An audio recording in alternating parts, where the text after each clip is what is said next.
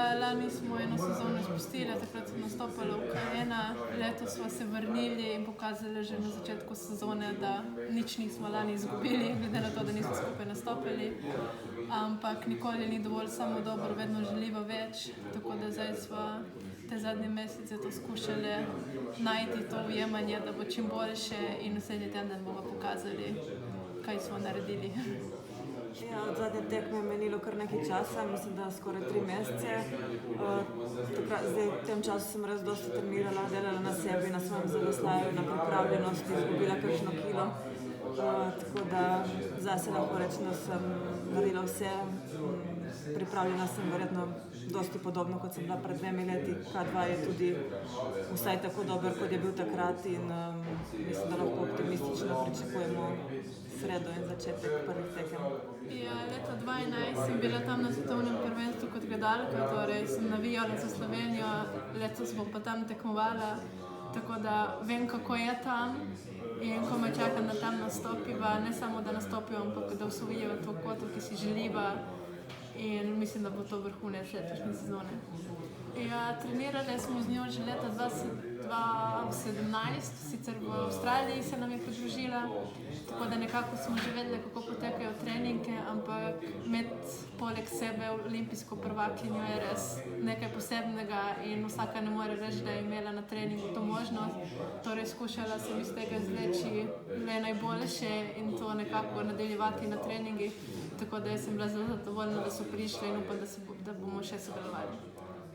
Ja, ne vem, glede na to, da zmaguje že toliko let, ima nekaj posebnega v svojem zaveslaju in to skušava dobiti tudi midve špelo, ker vsak želi zmagati in ne biti drugi ali tretji, tako da bomo videli, kaj bo naslednji teden. Jaz sem ful vesela, da imam Anjo, da nisem več sama tako na tekmah kot na treningih.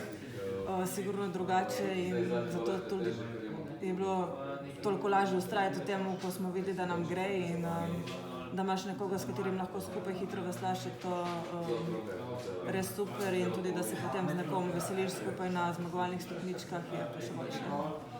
Ja, res izjemna serija, ampak zato je treba dosti treninga, dosti trdega dela, mogoče se to ne zgleda, ker še posebej na tistih 200-kah smo zmagovali res lahkoto. Zato je bilo zdaj tudi težko se odločiti, ali bomo veslali samo 500 ali tudi 200. Nekako smo Andreju že rekli, da naj nas kar odjavi in potem je rekel, ne, saj imate še čas, malo premislite in potem smo pred dnevi delali na take treninge na hitrostih in smo bile res hitre, dosti bolj kot maja in zato smo se pa na koncu tudi odločili, da glede na to, da ne moramo veslati v K1 200, ki smo noben od nas, ker je res zelo blizu 500 v K2-ju, bi bilo res škoda, da spustiva to disciplino, kjer lahko res dosežemo vrhunski rezultat. Ja, cilji so sigurno visoki, glavni je seveda osvojitev kvote, ampak to je samo 6 mest in kot sem že prej rekla, pač upamo na tistih 6 mest, obenem bomo vesele tudi, če bo samo 600 mesto, obenem pa ne bomo zadovoljni, ker si želiva nekaj več, ampak glavno je, da osvojiva teh prvih 6. Na 200 metrov pa je cilj jasen in to je zmagati in ne bomo zadovoljni z nobenim mestom nižje. Še špela? Ja, težko govoriti o teh. Cilji so itak visoki, 6 mest je zelo malo. Dvojcev je kar nekaj, ki je zelo hitrih, razlike so majhne, tako da moramo res pokazati tisto naše najboljše, da osvojiva eno od teh 6 mest. 500 metrov je prioriteta, osvojitev olimpijske kvote je glavni cilj in vse, kar bo več, še boljše.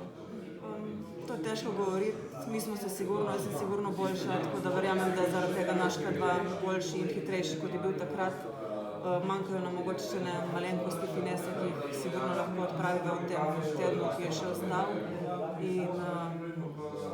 Tako da zdaj se nekaj obremenjevati z drugimi, brez veze, mi bomo dali vse od sebe, trenirali sva dobro, obe sva dobro pripravljeni.